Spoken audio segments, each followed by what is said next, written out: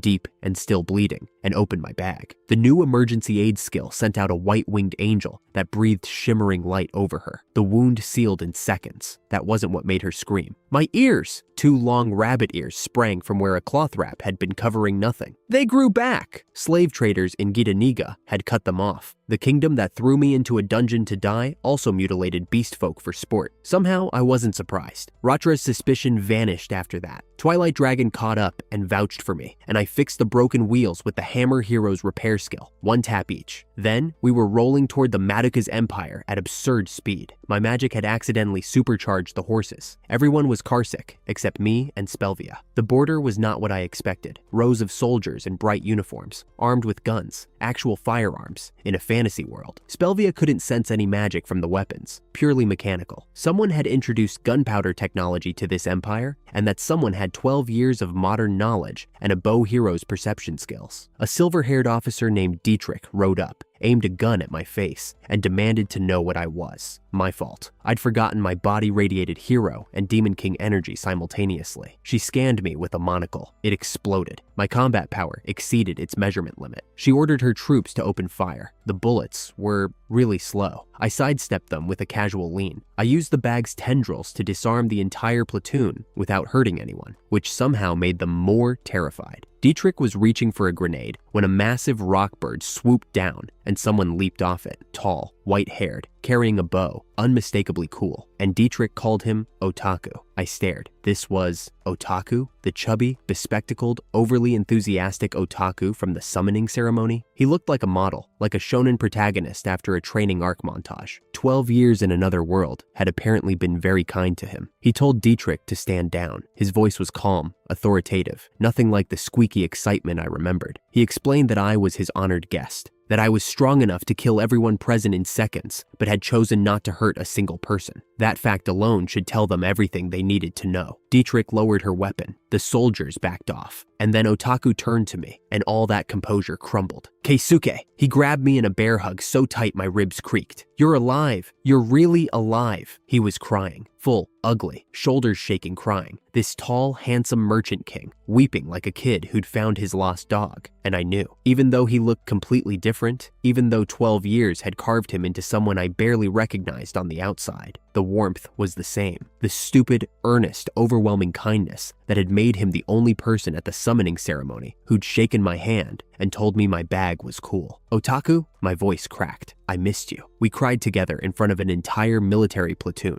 It was deeply embarrassing, and I wouldn't change a single second of it. On the ride to the imperial capital, I learned Otaku's new life. He had a wife, Sylphina, a half-elf with green hair and sharp glasses who ran his merchant empire. Children, a mansion. He'd been in this world for 12 years, while I'd experienced roughly 1 month, because the dungeon chamber where Misaka slept existed in warped time. He cried when I told him what happened underground. Then he straightened up and said something so perfectly otaku that I almost laughed. It's been hard, but from now on, lots of good things will happen. Definitely. He believed it. That was the thing about Otaku. He'd survived exile, built an empire from nothing, navigated foreign politics for a decade, but he still believed the world owed good things to good people. Standing next to him, I believed it too. At his mansion, I pulled a Burger Kata hamburger from my bag. The real thing. Wrapper, logo, fries. Otaku took one bite and started sobbing. 12 years of trying to recreate the taste with local ingredients, and he'd never gotten it right. I summoned enough for the entire household. Maids, servants, beast folk orphans he'd rescued from slavery. The dining hall sounded like a festival. Spelvia watched Otaku pass out food to his servants, making sure the youngest kids got theirs first, laughing and chatting with each of them by name. She was quiet for a long time after that. Otaku is a strange human, she finally said from my shoulder. Strange how? He gains nothing from treating them well. They are already his servants. Yet he shares his food equally, remembers their names, asks about their families. Among demon kind, power flows in one direction. This is different. I didn't have a clever answer. I just said, that's friendship. Spelvia's ears twitched. She didn't respond, but she watched Otaku for the rest of the evening with an expression I'd never seen on her face before. Something between confusion and hunger. Not for food, for once, but for understanding. Before I left the next morning, Otaku gave me a magic ring to suppress my demonic aura. It shattered the instant I put it on. Of course it did. So he handed me a relic-class artifact instead. The Flylord's bracelet, infused with the Gluttony Demon King's power. It devoured my magical signature completely. 0 on any scan. He also gave me a warning. The Queen had 4 heroes under her command now. If they discovered I was alive, she'd send assassins, not soldiers, the kind that didn't announce themselves. Be careful, he said, and remember you have friends. Spelvia offered Otaku her tail. He shook it gently, and her fur wove itself into a protection charm on his wrist. She told him to take care of me because I was denser than dungeon stone. He laughed and said he knew. I headed north toward the fairy realm, a magical forest full of maju, giant insects, powerful enough to keep both empires at bay. If I wanted to level up the bag fast enough to break Misaka's remaining curses, I needed stronger enemies. Otaku suggested this place, dangerous, resource-rich, and far from civilization. Dietrich insisted on coming as my escort, awkward, since she'd tried to kill me 12 hours earlier. She brought a masked maid named Hermes, who barely whispered, her voice wrecked and face hidden behind porcelain. I gave Hermes throat gargle from my bag, earth medicine. Her voice restored in seconds, clear and melodic. Her mask slipped, and underneath was a face that belonged on a magazine cover. Emerald eyes, flawless skin, but something about Hermes was off. She asked too many questions, not curious ones, targeted. My bag's abilities, my travel plans, my connection to Otaku. Normal servants didn't interrogate like that. I noticed, filed it away, and kept talking. The road to the fairy realm was lousy with monsters. Packs of deer, swarms of boar, squads of ogres, all stampeding toward us from the direction of the forest. Spelvia said they were fleeing something she couldn't detect, which was disturbing because Spelvia's mana detection covered everything within a massive radius. Whatever was scaring them was either invisible to magical senses or so far away that only its presence rippled through the food chain. I swatted each wave aside. Wind blasts, steel wire from the bag, sword work using Misaka's combat memory. Each time, Hermes would politely suggest I'd been too flashy. Each time, Dietrich would gush about how incredible I was. They were a strange pair. Then, the dark dragon appeared. It came from the fairy realm, a massive black-scaled beast called Juggernaut, an elite servant of the Wrath Demon King. It announced its name like a mid-boss, demanded I kneel, and swiped at me with claws that could shear through steel. I was too excited to be scared. A real dragon. I climbed onto its head and petted its scales while it tried desperately to kill me. Its breath attack, dark flame that could level a mountain, went straight into the bag. The tendrils swallowed every last tongue of fire. Juggernaut surrendered, full prostration, face in the dirt. That night, we camped inside the bag's pocket dimension, which had upgraded itself to include a cabin and kitchen. I cooked ginger pork from the boar we'd fought earlier, and everyone ate like they'd never tasted seasoning before. That's when Hermes changed. Her posture shifted. Her eyes, one of them turned dark, the same shade as mine, Japanese eyes, and she spoke differently, casually, knowingly. The ginger pork was great, really makes you want rice though. She knew what rice was. She knew what ginger pork was called, because she wasn't Hermes anymore. Allow me to introduce myself properly, she said, and her voice was amused and languid, the voice of someone who'd been watching from a distance and finally decided to step into frame. I'm Hermes Saber, the staff hero, and yes, I'm Japanese, just like you. Time froze, literally. She snapped her fingers and stopped everyone except me and Spelvia, who powered through it because demon kings don't respect temporal magic. Saber was a reincarnator with memories of Japan who'd been operating under deep cover. Hermes was her familiar, her eyes and ears, monitoring me since I'd left Otaku's estate. She'd embedded herself near the kingdom's power structure for one reason: information. She knew things. Walujo had replaced me and Otaku with two new heroes, a whip wielder and Saber herself. The kingdom's 4 heroes now operated as Walujo's enforcement arm. The sword hero Charao had been the knight I'd kicked on the road, and he was heading toward the fairy realm to find me, with information Saber had deliberately fed him. Charao is a useful distraction, she said. While he's chasing you, he's not doing whatever Walujo wants. But there are others, less predictable. The kingdom has dispatched people specifically to stop you from breaking Misaka's curse. Assassins. Saber's intelligence network had intercepted the order. She offered a deal, not loyalty, cooperation, intelligence, rare material locations, demon king movements. In return, I'd supply her with convenience store food from Earth, kombini bentos, and weekly manga magazines. The most powerful intelligence operative in the hero system wanted Lawson's fried chicken and the latest issue of Magajan. Spelvia stared at her. I stared at her. Juggernaut, pretending to be frozen but obviously wasn't, stared at her. Deal, I said. I didn't trust Saber completely. Too calculating, too comfortable with manipulation, but she had information I needed, and her interests aligned with mine. For now, that was enough. We unfroze time. Nobody noticed anything had changed, except Hermes was smiling and an extra serving of ginger pork was missing. The next morning, I stood at the tree line of the fairy realm. The forest ahead was impossibly tall, trees the size of skyscrapers, canopy so thick the floor was in permanent twilight. Somewhere in there were the Maju,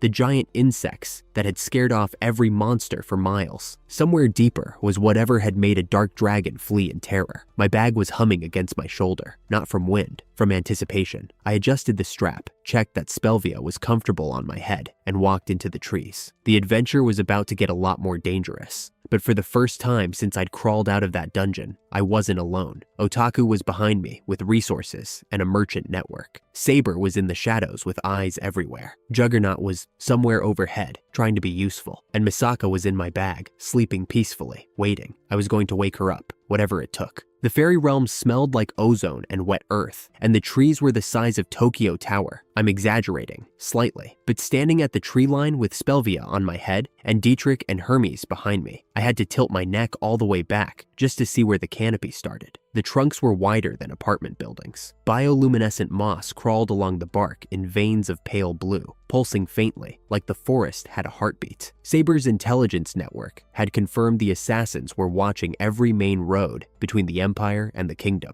The fairy realm was dangerous, but unmonitored. Nobody was stupid enough to come here voluntarily. Nobody except me, apparently. Otaku had identified Mabu eggs, rare organisms found deep in this forest, as a key ingredient for curse-breaking compounds. Collecting them would level up the bag. Leveling up the bag meant breaking more of Misaka's curses. Simple math. Terrifying forest plus sleeping girl in my bag equaled me walking straight into the dark. We barely made it 10 steps before Dietrich and Hermes collapsed. Miasma. The forest was saturated with it, a concentrated magical gas that was essentially poison to normal humans. I hadn't even noticed. My body just filtered it out, but they were turning blue, lips going white, and for one horrible second, I thought I'd killed them by bringing them along. Holy Ark, activate! The bag opened. A golden coffin emerged, floating, and from inside it rose a massive golden eye, like something out of an ancient Egyptian tomb. It locked onto both of them and fired a beam of warm solar light. Black vapor hissed out of their bodies and evaporated. They gasped. Color flooded back, alive. Then, I did something that, in retrospect, was probably overkill. I opened the bag wide and activated the Fly Lord's absorption at full power. Every last wisp of miasma in the entire forest got sucked into my bag like I was a living vacuum cleaner. The giant trees swayed so hard I thought they'd uproot. But when the wind died down,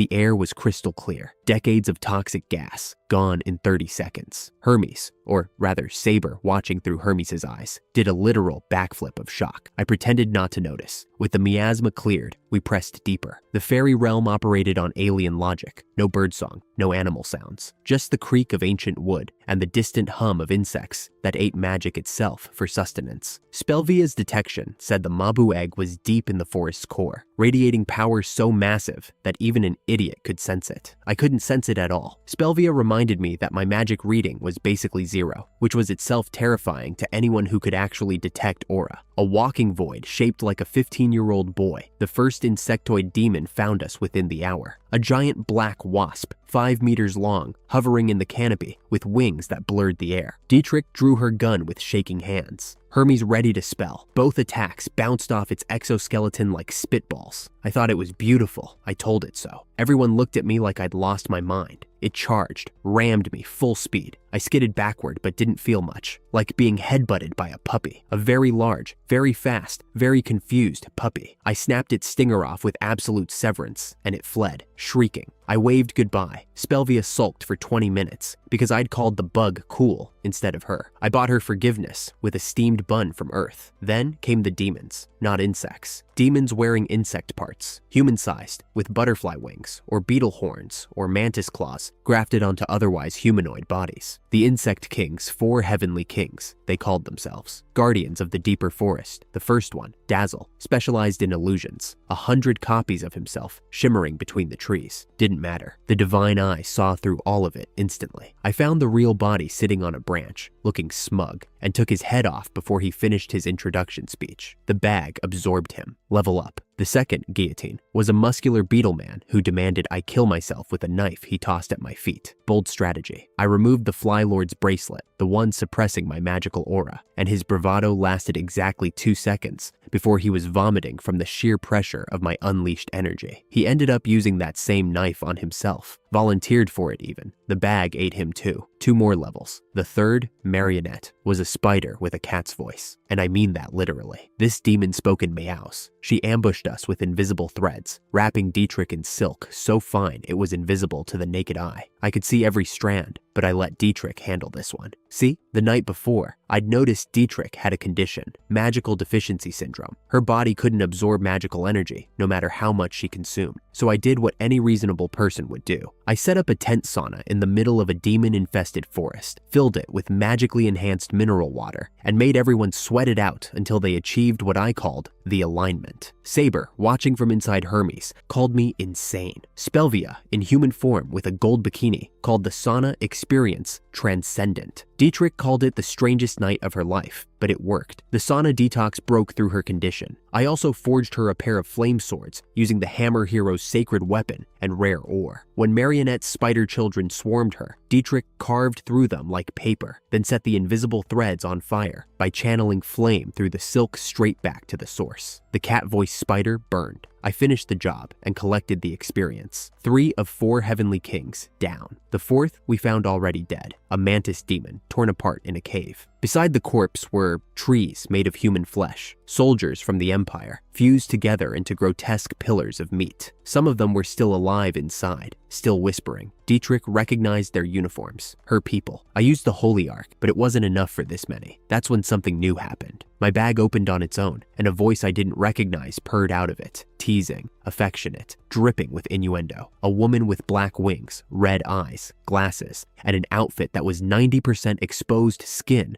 materialized and breathed healing light across the entire cave. Everyone recovered. Every fused, mutilated body separated and reformed into living, breathing people. Spelvia went rigid. She knew that voice. Luxuria, the lust demon king, one of the 7 great demon kings. And apparently, she'd been trapped inside the giant insect egg at the forest's center, used as living fuel for whatever was incubating inside it. Her physical body was still recovering in my bag. This was just a fragment of her, manifesting through the emergency aid skill. She told me she liked me, something about my stubbornness reminding her of Spelvia. Then she vanished back into the bag with a wink. We pressed on toward the egg, and that's when everything went sideways. The egg was enormous, attached to the largest tree in the forest, pulsing with so much energy that Spelvia said it could obliterate the entire empire if it hatched. I opened the bag to absorb it. A black shape slammed down from the sky. It was human-sized, insectoid, a cockroach man with a dark sword in his hand and murder in his eyes. He screamed my name, called me Bag Kid, and I realized with a jolt that I'd met this person before, the fat bandit leader from the road. The one I'd knocked unconscious twice without ever learning his real name. Except he wasn't fat anymore. He wasn't human anymore. Here's what I didn't know yet, what I only pieced together later. After I'd beaten Charao the second time, Walujo had called him on their magic communicator and fired him, just like that. Stripped his rank as Knight Commander, revoked his status, threw him away like a broken sword. The same thing she'd done to Otaku, the same thing she'd done to me. Charao had woken up alone in a wasteland with nothing, no title, no allies, no identity. He'd built his entire sense of self on being the sword hero, the strongest, the most respected, the queen's favorite. Take that away, and there was nothing underneath. No core, no resilience, just a hollow man staring at the sky. A mysterious black woman had found him in that state. She'd offered him power in exchange for obedience, and Charao, desperate, broken, with nothing left to lose, had said yes. She'd forced a demonic centipede into his body through his mouth. The transformation was agonizing. His bones cracked and reformed. His flesh blackened. His sacred sword turned dark. He became something called a reversed demon, a grotesque fusion of hero and monster, with a corrupted sacred weapon that fed on the very system it was supposed to serve. The tragedy of it hit me later. Charao and I were the same, both discarded, both remade by this world into something we never chose to be. The difference was that I'd found Spelvia and Otaku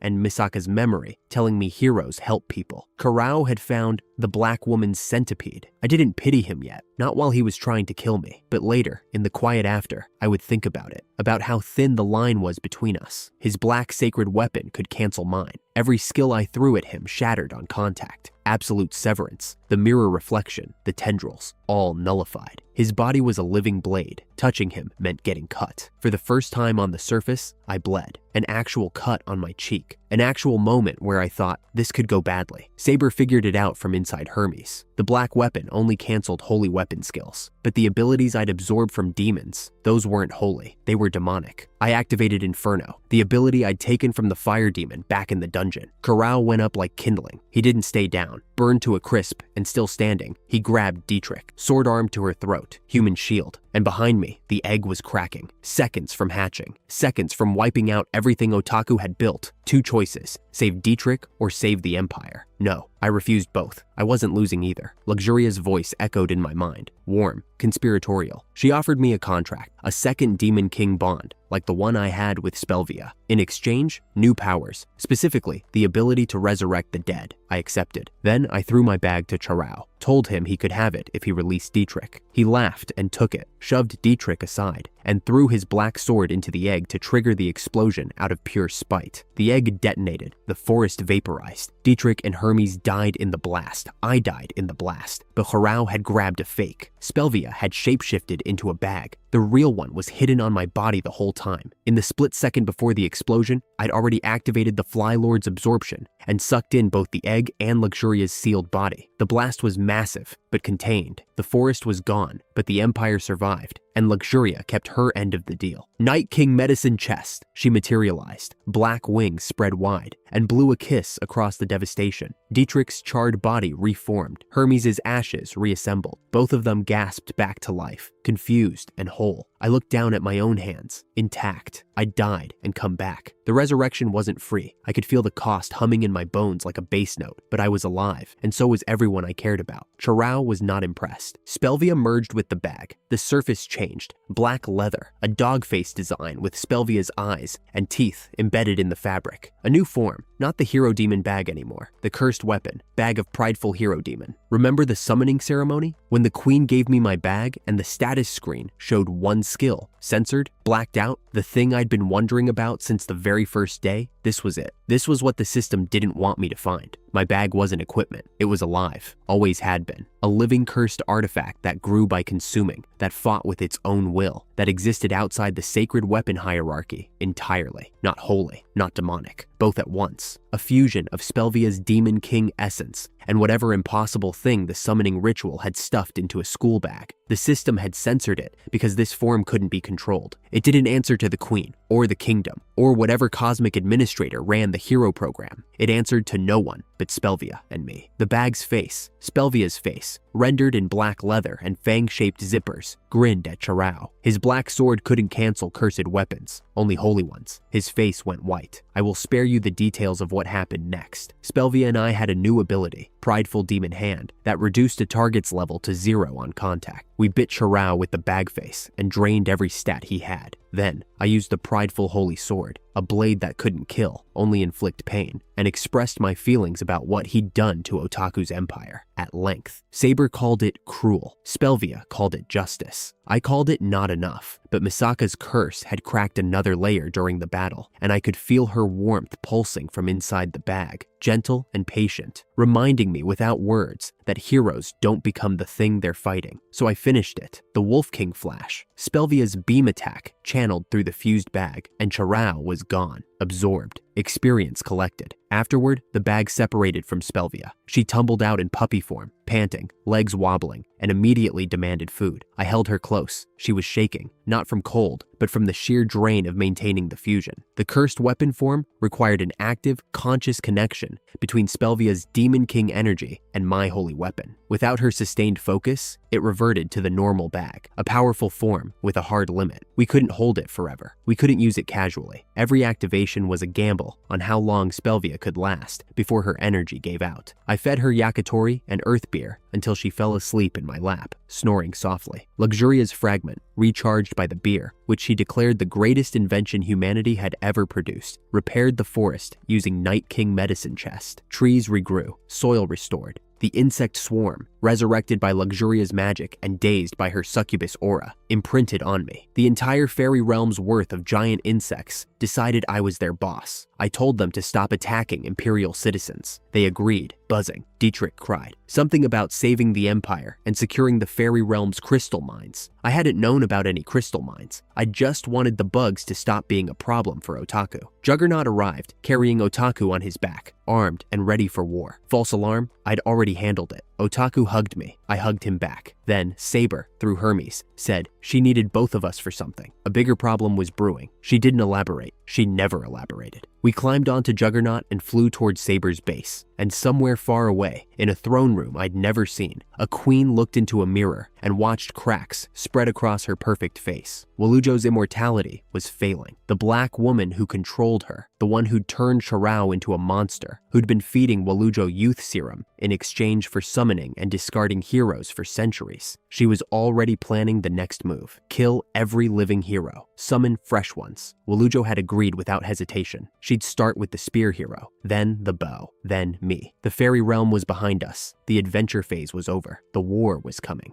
Hikaniito's mansion was on an island in the middle of the ocean, and the only way in was through a portal at the top of a tower that stretched into the stratosphere. I climbed it by launching myself with compressed air from the bag, shot straight up like a rocket, bounced off invisible platforms made of compressed magic, reached the summit in about 9 seconds. There was nothing there. Empty platform, round like a dinner plate. I jumped back down from the edge of the atmosphere and landed perfectly in front of everyone. Otaku, Hermes, and Jaguar all stared at me with their mouths open. Spelvia, still on my head, puffed her chest out and bragged about how amazing I was, like she'd personally trained me. "You're not normal," Saber said through Hermes, sounding like she'd aged 10 years. "Huh? What do you mean?" "Your physical abilities are insane." "Oh, you mean I'm too weak?" I said the opposite. She explained that the portal at the top was the real entrance, a teleportation gate into her private dimensional space. Problem was, it blocked anything with demonic energy. And since I was a hero-demon hybrid now, the portal treated me like a monster. It wouldn't let me through. "Then just fix it," I said. "I can't. The portal's security is based on blocking all demonic entities. Adding an exception breaks the whole system." Spelvia suggested I take the bag off. Without the cursed weapon, my body alone might register as human enough, but that meant leaving her behind, and I wasn't going to leave my friend alone on an empty rooftop. So I did what made sense. I activated the cursed weapon form and used Wolf King's gluttony. The bag's jaws bit a hole through the dimensional barrier itself, chewing through space like it was tissue paper. "He ate the spatial boundary?" Saber screamed. On the other side was a mansion, carpeted floors, chandeliers, monitors, and books everywhere. And in the middle of it all, a tiny blonde girl with pointed ears and sleepy jade eyes, sprawled upside down on the floor because our entrance had startled her mid-nap. This was Saber's true form, not a baby, not a maid puppet, a 10-year-old elf girl named Hermes Siebver, a reincarnator, originally Japanese, who'd been reborn into this world in an elf body. She was Misaka's former party member from centuries ago, the staff hero who'd been hiding in plain sight the entire time, watching from the shadows through her door of the Great Sage, a sacred weapon that could create portals anywhere, see through any of them, connect any 2 points in the world. I pulled Misaka's curse box out of the bag. The moment Saber saw her, her composure cracked. Ai-chan? Misaka woke up, saw her old friend, and nearly launched herself out of the box before the curse yanked her back. They chattered like schoolgirls at a reunion, laughing, crying, reaching for each other across centuries of separation. Saber noticed that Misaka's appearance had improved dramatically. Last time she'd checked, Misaka was a mummy. Now she looked like an elderly woman. The curses were weakening. She'll be free soon, Saber said quietly, looking at me with an expression I couldn't read. Respect, maybe, or fear. We threw a convenience store feast to celebrate. I summoned chips, yakitori, cup noodles, convenience store desserts, and an entire case of cola through the bag's earth ordering skill. Saber cried actual tears over a piece of konbini chicken. Otaku helped plate everything with natural grace, because of course he did. Jaguar guzzled cola and lost his mind over carbonation. Even Spelvia scored a chocolate cornet and went to heaven. After the food came the bath. I summoned hot spring water directly from Hakone and built an open-air bath inside the bag's pocket dimension. Saber's elf body, saturated with the magically enhanced water, underwent a spontaneous evolution. 10-year-old elf kid to adult elf woman in a flash of golden light. She was mortified. I was busy not looking. Then, floating in the steam with Spelvia in human form beside me and Otaku politely facing the other way, Saber finally told us why she'd called us here. The bag hero and the bow hero. You're both being targeted for assassination. I believed her instantly. Not because I trusted her. I'd known her for about 6 hours. But she was Misaka's friend. That was enough. The queen wanted us dead. All 4 summoned heroes had to die before she could perform a new summoning ritual, and Charao was already gone. That left me, Otaku, and the spear hero, Shizuka. The order came from someone above Walujo, an entity called the discarded god, Shubuniglas, the same cosmic patron who'd been feeding Walujo eternal youth in exchange for a steady supply of hero souls. Centuries. Walujo had been doing this for centuries. Every generation of summoned heroes, used, discarded, harvested. The ones who died in battle were actually fed to the pact. The kingdom's hero disposal system wasn't incompetence or cruelty, it was farming. I felt something cold settle in my chest when Saber explained it. Every dead hero I'd found in that dungeon, every skeleton clutching a sacred weapon in the dark, they were crops. Walujo grew them, used them, and fed them to a god for the price of smooth skin and shiny hair. I want to go there, I said, to Gita Niga, right now. Are you insane? You're a wanted man. If I get captured, they'll bring me straight to Walujo. Then I beat her up, make her tell me where Shubuniglas is, and take both their experience points. Easy. Saber put her face in her hands. Otaku volunteered to come, not for revenge, but to protect his friend and prevent Walujo's forces from reaching the Empire and hurting civilians. Spelvia and Luxuria both declared their support. Saber sighed so hard I thought she'd deflate, but she agreed to join. 4 heroes, 3 demon kings, 1 school bag. We mounted Jaguar and flew toward the kingdom. The first thing we hit was a barrier, a massive dome of dark energy covering the entire country. Otaku's strongest magic arrow bounced off it like a pebble off a tank. Saber started explaining how her door's sacred weapon could bypass it, but I'd already opened the bag. Fly, Lord Treasure Chest! Black tendrils erupted from the bag, wrapped around the barrier, and sucked the entire thing into storage. The whole country-sized shield,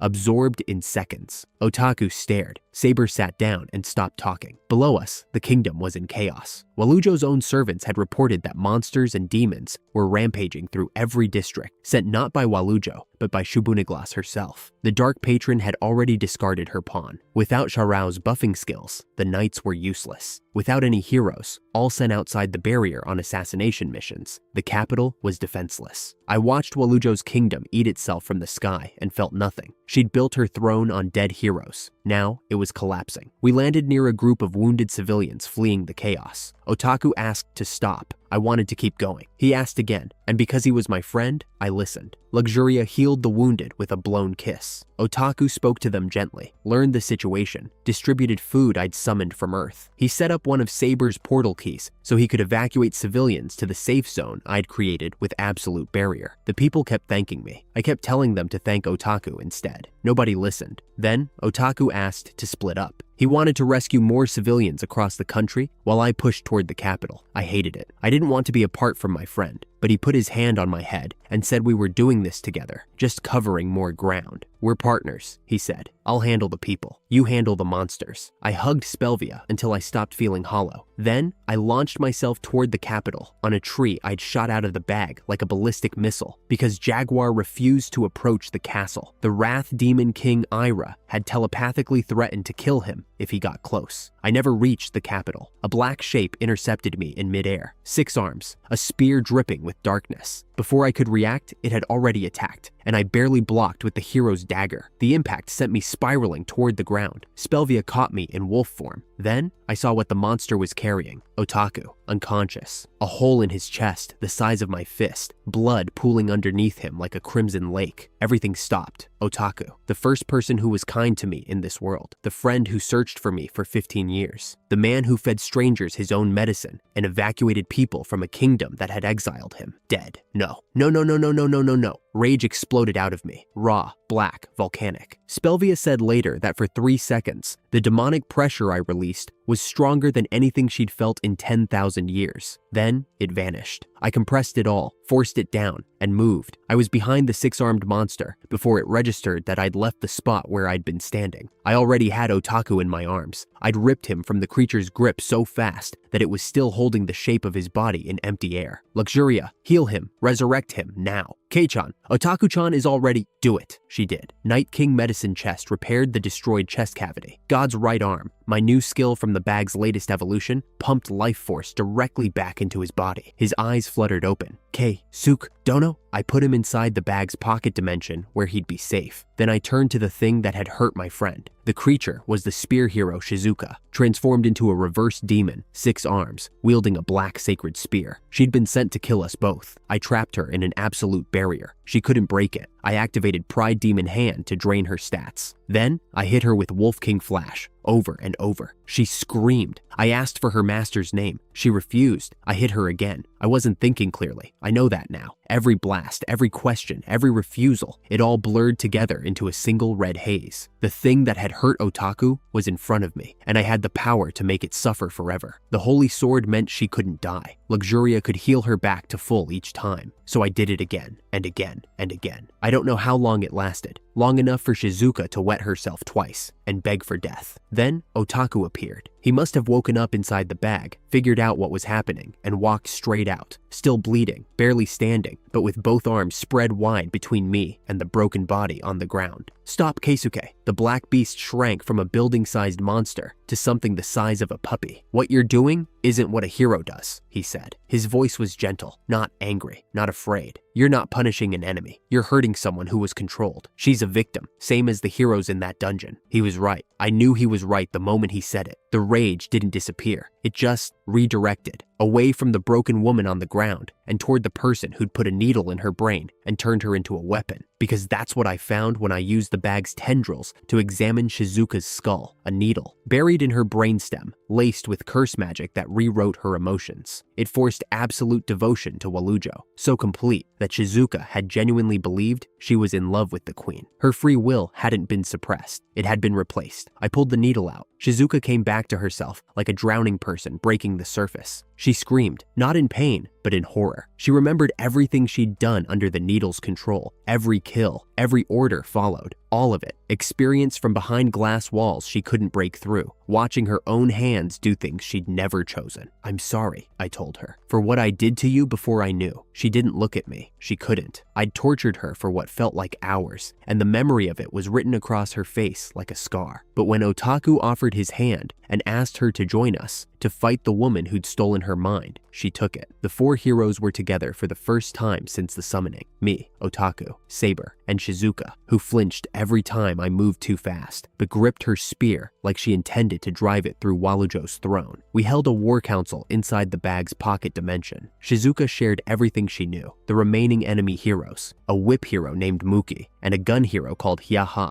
Both had brain needles too. Shubuniglas was running a separate operation, ritual sacrifice circles in cities across the kingdom, using civilian souls as fuel for something catastrophic. Walujo controlled the heroes. Shubuniglas controlled the demons. Both needed to be stopped. I'll handle the ritual circles, Saber said. My door can locate them. Shizuka's dowsing can confirm the exact spots. Keisuke smashes the barrier. Luxuria resurrects the sacrificed civilians. We clear city by city, north, east, south, and work our way to the capital. And the controlled heroes? Otaku asked. We do what Keisuke did with Shizuka, remove the needles. But the needles were threaded into the brainstem. Removing them without precision magic risked killing the host. Saber could suppress the signal temporarily with her staff magic. Combined with Otaku's anesthetic compounds, medicines he'd spent 15 years learning to brew from his bow's poison generation skill, they could create a window, enough to neutralize a needle, not enough to fully remove it. Full extraction would require Misaka's level of surgical precision. One more reason to break those curses. We flew from city to city on Jaguar's back, following Saber's map. Each settlement was the same, a dark barrier, a ritual circle hidden somewhere inside, demons guarding it, and terrified civilians caught in the crossfire. I'd devour the barrier. Otaku would coordinate the evacuation. Saber and Shizuka would locate the circle. I'd blast the guardian demons, and Luxuria would resurrect the sacrificed souls. Then we'd move on. At the eastern city, we encountered the gun hero Hyaha,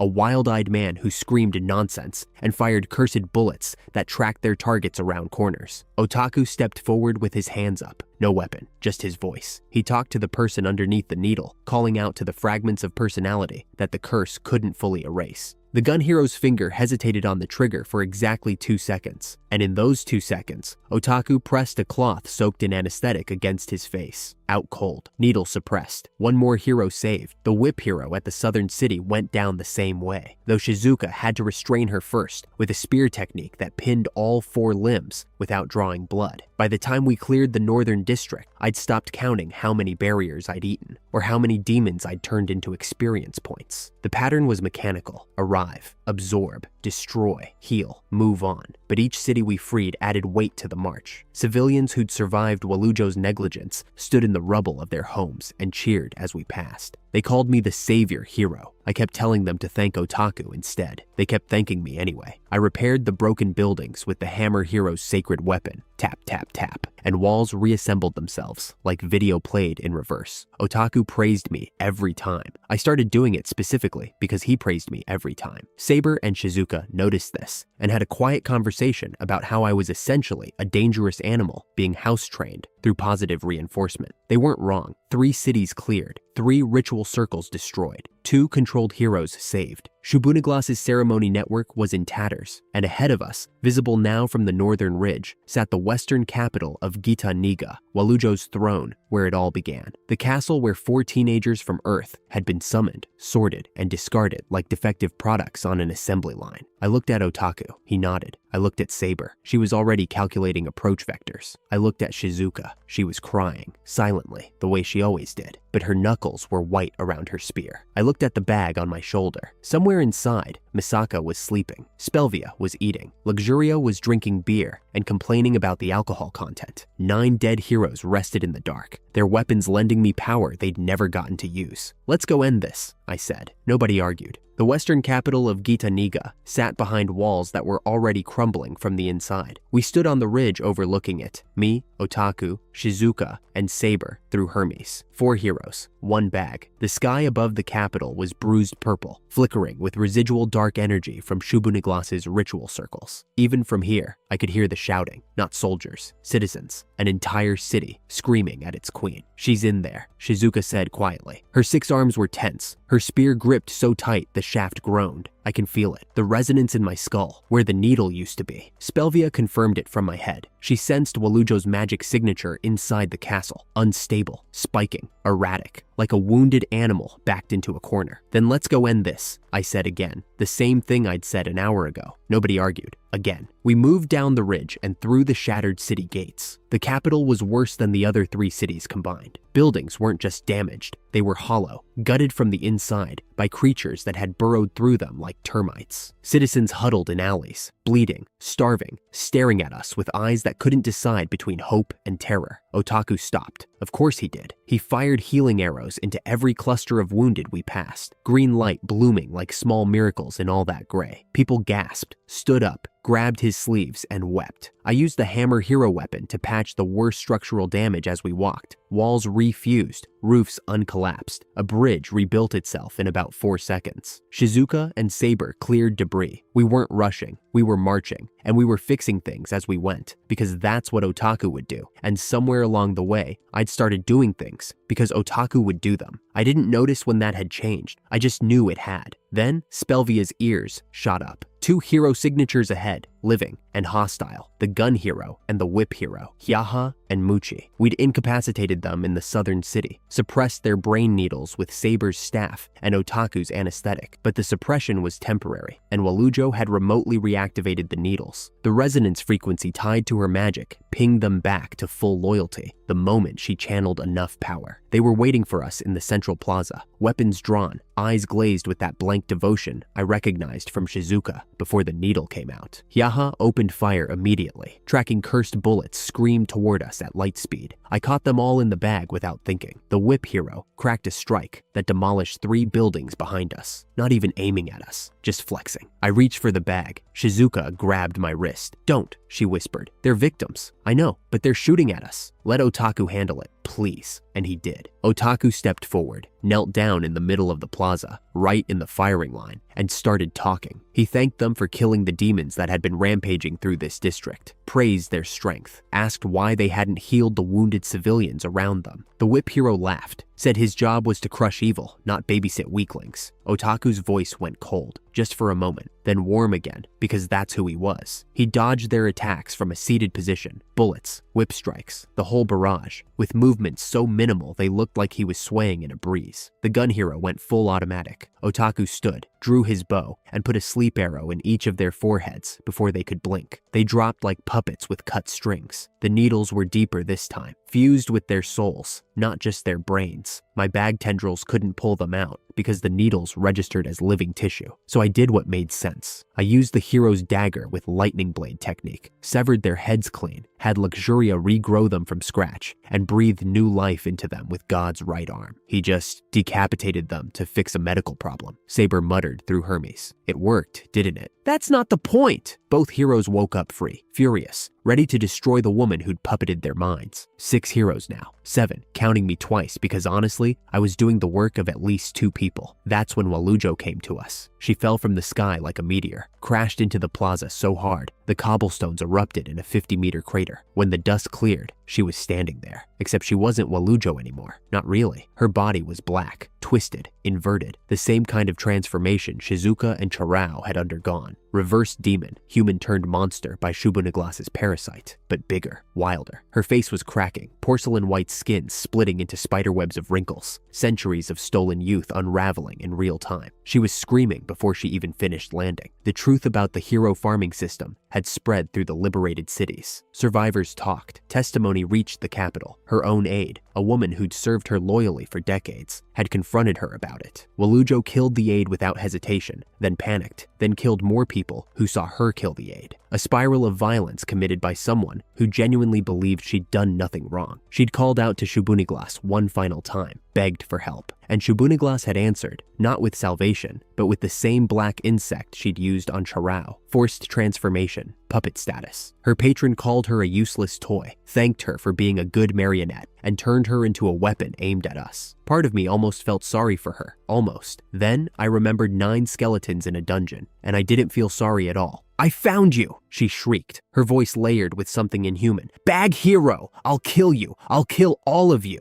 The freed heroes charged her. Hyaha opened fire. Muchi's whip cracked like thunder. Walujo caught the whip with one hand and the bullets with the other. Then she smiled. Black energy pulsed from her body, flowed through the whip, and turned it pitch black in her grip, a corrupted sacred weapon stolen from its owner in an instant. The gun hero's pistols ripped from his hands and floated beside her, dark and obedient. She can steal holy weapons, Saber breathed, by touch, by proximity. She's been farming heroes for centuries. She knows sacred weapon resonance frequencies better than anyone alive. One by one, the sacred weapons were ripped away. Otaku's bow yanked from his hands. Saber's staff torn through the portal. Shizuka's spear wrenched from all 6 of her arms simultaneously. Yaha and Muchi, already disarmed. Everyone collapsed. Without their sacred weapons, their power was cut in half, in a third. Shizuka punched the ground and screamed. Only my bag remained. Walujo reached for it with a claw of black energy. The corruption flowed in and detonated. Her entire arm exploded. The bag spat out the dark energy like it tasted bad. 3 Demon Kings worth of power sealed inside a school bag doesn't bow to a stolen pact. The bond between me and the bag wasn't a hero summoning bond. It was a Demon King contract. Completely different frequency. The defective weapon, I said, standing up while everyone else was on their knees, is the only one you can't steal. Walujo launched every stolen sacred weapon at me. Arrows, staffs, spears, whips, guns, all corrupted black, all fired like missiles from gates of dark energy behind her. The sky turned into a wall of incoming metal. I used Shu Hero's airwalking to take the fight vertical. Divine Eye read every trajectory before the weapons launched. I wove through the barrage in 3 dimensions, closing the distance, while Spelvia, in Cursed Weapon, form used Wolf King's gluttony to swallow everything that got too close. The bag ate sacred weapons like candy, but she kept making more. Replicas, copies forged from her corrupted energy, infinite and disposable. She's duplicating them, Saber shouted from below. You can't out-eat infinity. I knew that, but I didn't need to eat them all. I just needed to hold the line until the curse box inside my bag pulsed. Not a small pulse, a resonance that shook my bones and turned the air to static. The system notification chimed in my head. Level increased. The Eternal Seal curse will be fully broken shortly. And then the sky cracked, not from Walujo's attacks, from above. A fissure split the air itself, and through it, light poured down, warm, golden, impossibly clean against all that darkness. Someone was descending through the broken sky, slowly, like she had all the time in the world. Long hair that caught the light, blue-black, like the deep ocean where it meets the night. A body that moved with the absolute confidence of someone who had never once doubted what she was. White clothes, white cape, and when she opened her eyes, one black, one burning gold, I forgot how to breathe.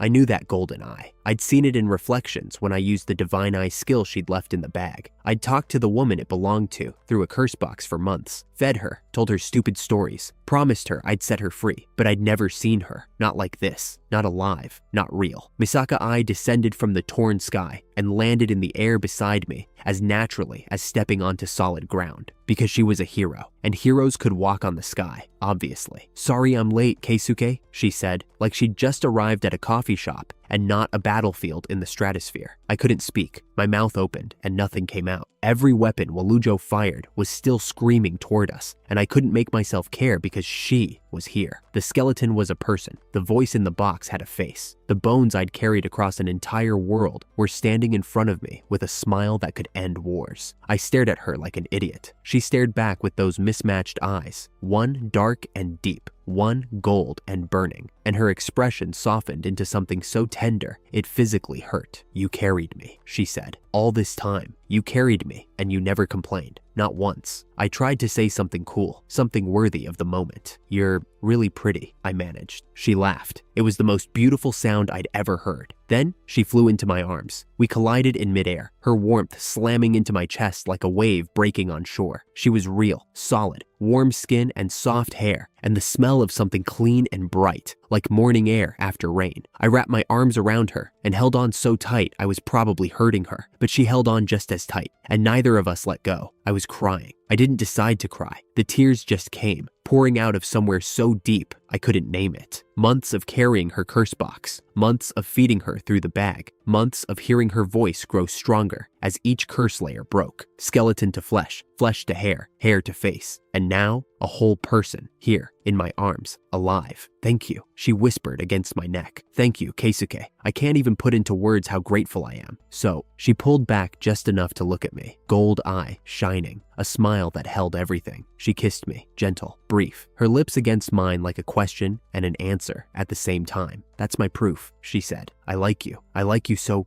much. I like you too, I stammered, because apparently facing demon kings was easier than this. Below us, I could barely hear Saber's commentary through the portal. The worst monster couple in history has just been born. Shizuka's deadpan response. We're all doomed. I didn't care. In that moment, the war, the queen, the stolen weapons, all of it could wait, because the promise I'd made in a dungeon to a box of bones had been kept. She was free, she was here, and she liked me back. But Walujo didn't care about our moment. A barrage of corrupted weapons screamed through the air toward us. Spelvia intercepted them. She'd been holding the line the entire time, swallowing attacks without a word, giving us space for our reunion. I hadn't even noticed. Sorry, Spee, I said, and thank you. She grinned with the cursed weapon's jagged teeth. It was the most wholesome, terrifying expression I'd ever seen. Now, Keisuke, Misaka said, turning toward Walujo with a brightness in her eyes that had nothing to do with combat and everything to do with purpose. We have to help these people. Help what people? The people of this kingdom. The ones suffering because of Walujo? But this kingdom kidnapped us, threw me in a dungeon, sealed you for centuries. Why would we help them? She tilted her head, genuinely confused. Because they're suffering, she said. Isn't that enough? No. Like, objectively, they kind of had it coming? Keisuke, heroes help people. But heroes help people, not for revenge, not for survival, because they can. She said it like it was the most obvious thing in the world, like I'd asked her why the sky was blue. And I thought about Otaku, how he'd stopped to heal strangers in a country that had exiled him, how he'd rebuilt bridges and distributed food to people who didn't even know his name, how every good thing I'd done in the last 3 cities was because I wanted Otaku to smile at me and say, good job. Heroes help people because they can. Okay, I said. Okay? Saber and Shizuka echoed, stunned from below. Yeah,